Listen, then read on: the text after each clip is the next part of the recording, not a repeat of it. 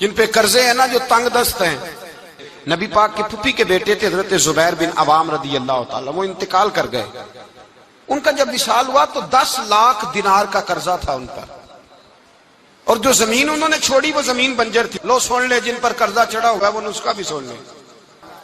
حضرت عبداللہ بن جعفر تیار کہتے ہیں میں نے قرضہ لینا تھا زبیر بن عوام سے، وہ وصال کر گئے. میں ان کے بیٹے کے پاس گیا، عبداللہ بن زبیر کے پاس. میں نے کہا پیسے لینے تھے. کہا بالکل لینے ہیں. میرے ابا جی مجھے وصیت کر کے گئے، لکھ کے گئے کہ یہ پیسے دینے، اور وہ یہ لکھ کے گئے ہیں. میں زندگی بھر کوشش کرتا رہا ہوں، ادا نہیں ہو سکے. بیٹا تیری ذمہ داری ہے میرے قرضے ادا کرنا.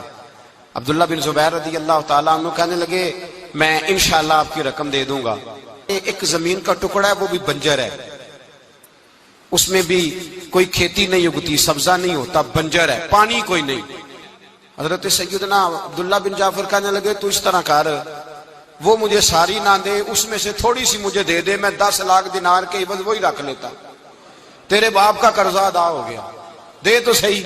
انہوں نے کہا آپ کیا کریں گے، وہ تو کسی کام کی نہیں، چند کوڑیوں کی بھی نہیں. فرمایا مجھے دے دو، میں جانوں اور میرا کام جانے. او بھائی یہ تھے بندگی والے لوگ. کہتے زمین کا ٹکڑا لے لیا، بنجر بے آباد ریتلی زمین. جب میرے حصے میں آئی پہلے دن اپنے غلام سے کہنے لگے جو جگہ تجھے زیادہ سخت لگتی ہے نا وہاں میرا مصلی بچھا دے.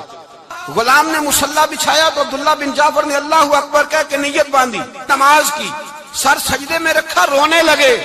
کہنے لگے اللہ میں بھی تیرا بندہ اور جس سے لینے تھے وہ بھی تیرا بندہ. خدا بندہ ہمارے درمیان مہربانی فرما، کرم نوازی کر، رحمت کا فیصلہ فرما. اتنا روئے کہ مصلی بھیگ گیا. جب بھیگا ہوا مصلی نماز مکمل کر کے اٹھایا نا، کہتے مصلی اٹھایا تو نیچے سے اللہ نے پانی کا چشمہ جاری فرما دیا. فرماتے ہیں جہاں ایک درخت نہیں اگتا تھا اللہ نے پورا باغ اگا دیا. قرضے بھی ادا ہوئے.